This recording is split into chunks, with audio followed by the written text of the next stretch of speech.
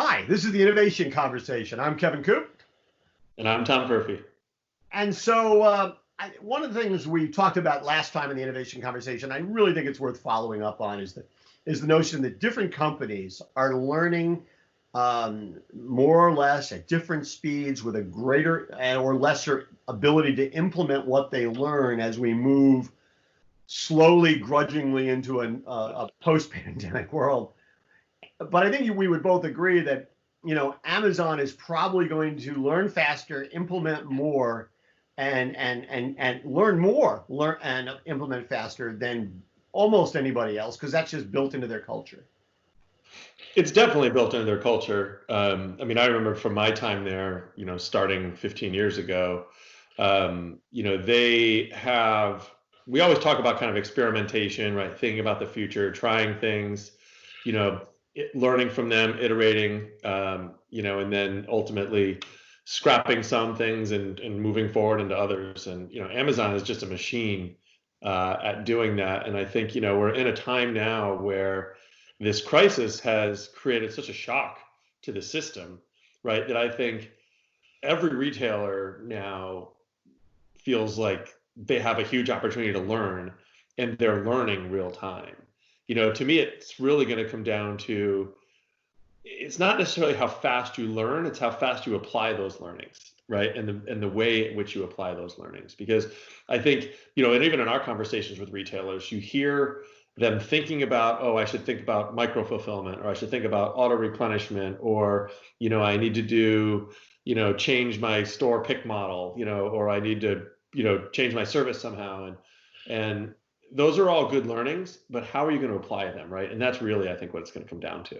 I don't know if you'd agree with this or not. I was having a conversation with a mutual friend, and we were talking about presentations he's now doing electronically with various companies. And I made the observation that if somebody looked at him and said, "Yeah, it's kind of interesting, let's talk again in a month or two," move on, right? Because if they don't see the value and are then not willing to take that and say, okay, I need a pilot ready in 2 weeks, right? Then they're not interested. It doesn't mean they're wrong for right. them, but I think it's really important for companies to move a lot quicker in terms of trying new things than they ever did before. And we certainly even see that with Amazon, right? And other companies as well. I mean, Amazon actually shutting down a couple of Whole Food stores to use them as dark stores. Kroger's doing the same thing. Giant Eagle has done the same thing. To me, that's just a reflection of a company that is willing to probably move faster than maybe they would have 6 months ago. Yeah, I definitely think so. And there's no shortage of things that people are learning now, and things you want to try to apply. And you can't necessarily do everything. You can't do everything on top of each other, or you just lose sight of your strategy, right? And I think everybody, Amazon has been very clear and deliberate about having a strategy of, as we've said, that's a few years out, right, and working toward that. And I think we've all said that we're pushing closer, to that to that point now. And you can even see it pushing Amazon to the point of having to move faster than they are used to moving. Right. So, it really, and it's kind of hard to put your finger on it. The kind of spirit of leadership and the spirit of kind of DNA that you need to build into a company. That I know Jeff had, and for anyone out there that has never read Jeff Bezos' shareholder letters, I would encourage you to take a weekend and go read whatever there are 25 of them. They're really pretty amazing, and just great business lessons throughout. But he had said in the one that was released last week, he said, "I'm extremely grateful to my fellow Amazonians for all the grit and ingenuity that they are showing as we move through this. You can count on all of us to look beyond the immediate crisis for insights and lessons and how to apply them going forward," right? And again, that's not just being willy-nilly. That's take a position on what your store can look like a few years from now, and then pick a whole bunch of experiments to do toward that. Don't just do experiments for experiment's sake. Right. Oh no, and to me, it sort of crystallized some of how they seem to think strategically when they announced last week that they were going to stop taking new grocery customers, and they were going to prioritize people who already had bought groceries on them. I got to imagine that that is largely Prime members. Just the Right. overlap has got to be huge. And I know, and I got some grief for this on Morning Newsbeat, but I said, no, they ought to do that at Whole Foods right now. They ought to say, hey, listen, here's the deal. If you're a Prime member, here's the line for you. Totally. Right? If you're not a Prime member, you can come over here. We'll get you in, but not as fast as the Prime members. And quite frankly, they ought to have Prime member checkouts at Whole Foods. You should have it all the time, not just now. They should just have that and give people, because they've always wanted people to be more and more members of Prime. Absolutely. And by being more, they want more and more people to be members of Prime, and they want to add more and more benefit to Prime, right? They want to add more and more reward for your loyalty and more benefit of your loyalty. And nobody wants to turn away demand, right? Especially during this land grab for e-commerce, right? So your natural inclination is to want to get as much of this demand as you can. But if you're going to bring it in, it's going to have a bad experience. That's not going to help anyone. So reward your valued Prime customers or your valued prior customers with first access. Tell the other folks, hey, we'll be ready for you, but we're just not ready for you now. And they go look at some of these and try some of these other providers that are out there where it's likely they're going to have a bad experience in the short term. And frankly, they probably have a bad experience on Amazon in the short term too. But send them away to go try something that's a suboptimal experience. And when they come back and Amazon's ready for them, they're going to love what they find. They're going to make sure that they sign up to be a Prime member and get this and all those benefits that come with it. Well, and it's a great strategy. Yeah, I mean, it's translating the Prime experience into the physical environment, right? I mean, could you see a time where they could open stores that would just be for Prime members? I mean, in their own way, Amazon Go, I have to have the code to get in. Not only to be a Prime member, but I do have to be an Amazon shopper. I can't go in if right, that line. Yeah. So it doesn't seem to be a huge leap to say, no, you got to be a Prime member. I don't think it's a huge leap. I mean, there's 100 million Prime households plus, right? Probably pushing 70 million in the U.S., which is a vast majority of the shopping U.S. households. So they do have good coverage. Maybe they ultimately, if you want to appeal to all income levels, maybe have a lighter version of Prime, for key, more essential services that enable you really good access to those services for, a good economic value. And yeah, I think it makes total sense. You're encouraging loyalty, you're rewarding that loyalty with great service. I think it's a really kind of symbiotic, relationship. And it's interesting. I don't know if you feel the same way about it as I do, because I don't think we've talked about this before. But it was interesting to see this week that Walmart decided to sell Vudu, its video streaming business, to NBC Universal. Got out of that business, which was ancillary at best and probably distracting at worst. And listen, and I'm not saying it's the right decision, wrong decision, and I'm not saying Amazon's right, Walmart's wrong. I'm not saying that. But to me, that does kind of draw the line and tells us how Amazon is different than Walmart, right? Walmart wants to be a retailer. Nothing wrong with that. Right. That's what they want to be. Amazon just has different, you might say greater ambitions than that.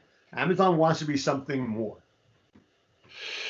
Yeah, and it's kind of hard to define what it is that Amazon wants to be, right? They're this massive platform. Nobody really knows what the heck a platform is, right? But they're a platform that provides, an incredible range of value to customers, right? And it really does come down to Prime, right? How much stuff can we put into Prime that helps customers every day and makes their lives better?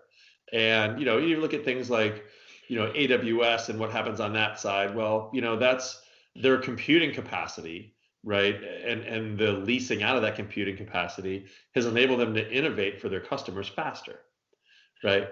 And the value that they get out of that, and then where you can take that part of the platform into things like healthcare and data science, right? And all the things that you can do there that ultimately they're all capabilities that solve problems in people's lives, right? And that all kind of synergistically work to make that ultimate customer experience better. It is just so vast. It's so impressive. I mean, Walmart's the largest private employer in the U.S. Amazon's now second. They're second, and yet they don't have all those stores to fill with people. So these are all people working to build these various services in this kind of ecosystem that is Amazon, and continue to improve that, every day. It's impressive. And it's not to say that they can't be competed with. I mean, I think Oh, Walmart absolutely.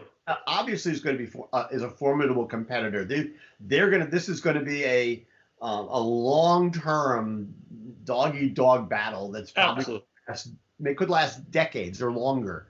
You can't be a better Amazon than Amazon. Right. But you can be a better something else. Absolutely. Right? You can be better at each of the pieces that Amazon can.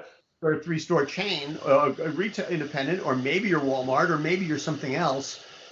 You just can't be Amazon, which is although I do think and I said this here on Morning Newsbeat before, at the risk of repeating myself, Amazon is so ubiquitous and so reliable that it became in people's minds almost like a public utility. And it's a good thing, but it's also bad, because when it doesn't work, as they've had problems, you feel roughly the same way you feel as if you go to the sink, turn on the faucet, and water doesn't come out. What do you mean I can't get it? Right? Yeah, it's definitely a double-edged sword for sure, and it also comes with a lot more kind of corporate responsibility as well, right? When you become that ubiquitous, that big of a portion of people's lives. It definitely raises the bar overall on your corporate responsibility. Does that mean that, okay, Walmart gets accused of not treating its employees well, people are mad, and people sort of say, yeah, well, that's Walmart. Amazon is perceived as not treating its employees well, and people are mad, but they're also disappointed. I think that's a key difference as well. Does that make sense? Yeah, it does make sense. You want so much more from them. You want, and who knows how bad it is, and we get when Amazon does good things for the employees, which I'm sure they do every day. In droves. You don't hear about that when things, and I'm sure Amazon is far from perfect, but. You don't know really how bad it is, but you just expect, by placing your loyalty with Amazon and placing all of the trust that you do in them, you expect a lot back from them. Yeah, I mean, there are companies that have that image, right? I mean, Apple is like that. Yeah. Right? If Apple disappoints, it really disappoints you. They're better than that, right? Yeah, exactly. If Macy's screws up, right? Nobody goes, they're better than that. Right. You just get irritated. You don't go there anymore. And I think you're right. It's a greater responsibility, and it's going to be one of their challenges going forward. But I think it's a level of responsibility that retailers should all aspire to, right? You want to be that trusted, that valuable, that important to your customers, that if the occasion comes that you do disappoint, that you do, miss your mark, you want them to be disappointed, and then you also want to correct it and strengthen that bond, as quickly as possible by correcting it. Yeah, I can't remember who the retailer was who told me this once, but they said that in some ways, the best letter you could ever, this is a long time ago, so it was a letter, right? The best letter you could ever get from a customer is one that started out, "You disappointed me." Because it means two things. First of all, they cared enough to write the letter, and you can fix it, and that's enormous. So, my very early days at Amazon, almost all of those inquiries from customers would go to Jeff B. Obviously now, they presented at FMI. I mean, they get literally millions a day now. In inbound inquiries, so a lot of that's handled through machine learning and whatnot, which they still apply. Even in the machine learning, you apply a way to learn lessons quickly from that input. Yeah, there really is nothing more valuable than hearing directly from your customers, for sure. And when people got responses, I'm sure they were just shocked. It's funny. I remember, I'm such an early adopter of Amazon, that I remember the Christmas that I got a coffee mug in the mail from Amazon, thanking me for being a customer. That's pretty cool. I What was the year you placed your first order? 1 year after they launched. All right. When did they launch? 97? Seems about right. Maybe yeah. No, 95. 95?